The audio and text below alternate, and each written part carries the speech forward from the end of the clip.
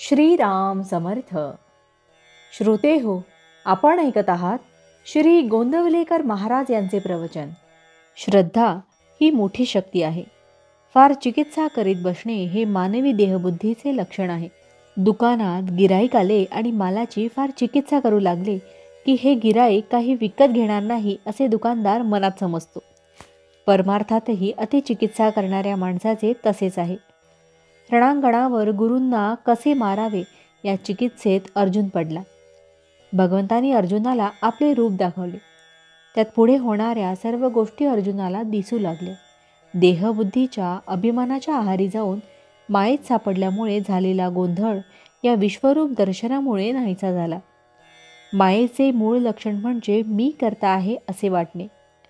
अभिमानाशिवाय कार्य तरी कसे होईल असे आपण म्हणतो आणि पापाचरण करायलाही मागे पुढे पाहत नाही. देहबुद्धीने केलेला धर्म उपयोगी पडत नाही. अभिमानाने पुण्यकर्मे जरी केली तरी तीही पुढल्या जन्माला कारण होतात. सर्व काही देवाला अर्पण केले ही आपली आठवण काही जात नाही.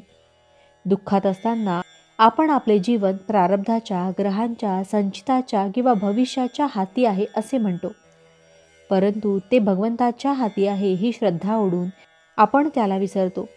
आपण आपल्या शंकेचे समाधान करू शकत नाही. त्यासाठी आपण कुठेतरी विश्वास ठेवला पाहिजे. आपण आजपर्यंत जगलो याला काय कारण सांगता येईल? आपण मेलो नाही म्हणून जगलो इतकेच. मी कसा जगलो याचे कारण कोणालाही सांगता येणार नाही. म्हणून राखणारा भगवंत आहे ही श्रद्धा असावी. ही सृष्टी भगवंताने उत्पन्न केली. सृष्टीमध्ये भगवंत सर्व ठिकाणी भरलेला आहे. तो आनंदमय आहे. आपण त्याचे अंश आहोत. मग आपण दुःखी का? याचे उत्तर असे की देव आहे असे खऱ्या अर्थाने आपण वागत नाही. जिथे भगवंत आहे तिथे आपण त्याला पाहत नाही. श्रद्धेने साधन करत नाही. श्रद्धेशिवाय कधी कोणाला परमार्थ साधायचा नाही. श्रद्धा ही फार बळकट आणि मोठी शक्ती आहे. श्रद्धेने जे काम होईल ते कृतीने होणे कठीण जाते. विद्या, बुद्धी, कला इत्यादी गोष्टी बिळासारख्या आहेत. त्याच्यामधून श्रद्धा झिरपून जाते. विद्वानांची मते आपापसात जमत नाही आणि त्यामुळे आपली श्रद्धा डळमळते आणि मग आपल्याला आणखी वाचन केल्याशिवाय चैनच पडत नाही. आपल्या स्वभावामध्ये भगवंताच्या श्रद्धेपासून उत्पन्न झालेला धीमेपणा म्हणजे धीर पाहिजे.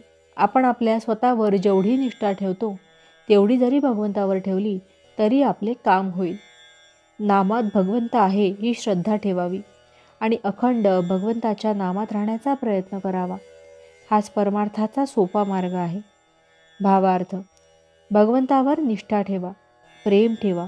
भगवंत कष्टसाध्य नसून सहज साध्य आहे. जानकी जीवन स्मरण जय जय राम. महारुद्र हनुमान की जय.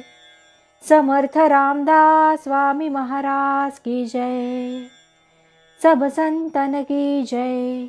श्री अनंत कोटि ब्रह्मांड नायक राजाधिराज सच्चिदानंद सद्गुरु श्री ब्रह्म चैतन्य महाराज की जय. जय जय रघुवीर समर्थ. आता आपण 13 वेळा नामस्मरण करूया. श्रीराम जय राम जय जय राम. श्रीराम जय राम जय जय राम. श्रीराम जय राम जय जय राम. श्रीराम जय राम जय जय राम. श्रीराम जय राम जय जय राम. श्रीराम जय राम जय जय राम. श्रीराम जय राम जय जय राम. श्रीराम जय राम जय जय राम. श्रीराम जय राम जय जय राम.